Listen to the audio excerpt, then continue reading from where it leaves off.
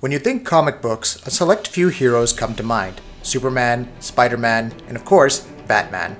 When you think successful video games based off comic books, Rocksteady's Batman Arkham series comes to mind. How did this relatively unknown at the time development studio craft perhaps the greatest superhero video game series? With Batman Return to Arkham, a remastered bundle of Batman Arkham Asylum and Batman Arkham City in the works, we thought it would be a good time to reflect on the series' history. It all started in 2007 when Eidos acquired the rights to developing a Batman game.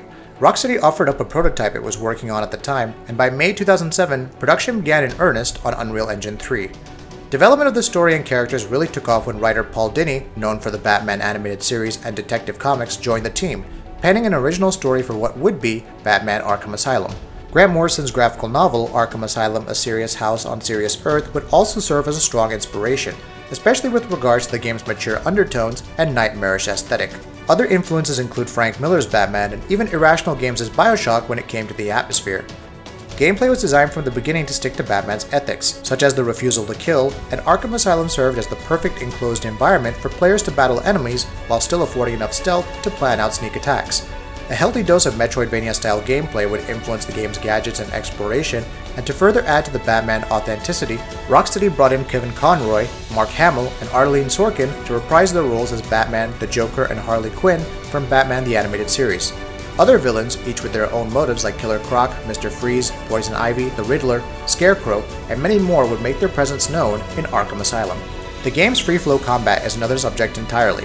Originally meant to function as a rhythm game, it evolved into a smoother beat-em-up style that relied on chaining together combos while allowing Batman to easily attack in all directions. Significant animation and design work was done for Batman, with the Dark Knight undergoing multiple designs before settling on the final product. It's interesting to note that Rocksteady had begun to make plans for Batman Arkham City, an open-world sequel to Arkham Asylum, 7 months before Asylum's release. This was made apparent in an Easter egg in the Warden's office which showed places for Arkham City, but it was kept a secret for months after Arkham Asylum's release, with Rocksteady willingly revealing the Easter egg shortly after. While Arkham Asylum was a monstrous success both critically and commercially, thus setting a new standard for comic book video games, Arkham City was aiming higher.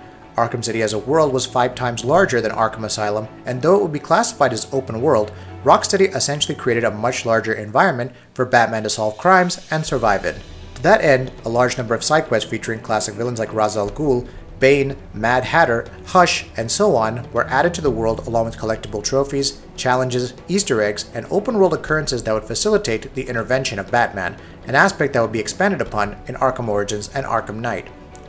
Batman's abilities were also expanded significantly along with his movement abilities. Players could now soar through the skies at will, transitioning to combat at a moment's notice. Arkham City would also be the first game to feature other playable characters, first with Catwoman and then with Robin through DLC. The design of Arkham City mixed in themed areas consistent with the villains, like the steel mill dotted by Joker's clown masks, thus allowing for condensed experiences when transitioning from the open world into more detailed levels.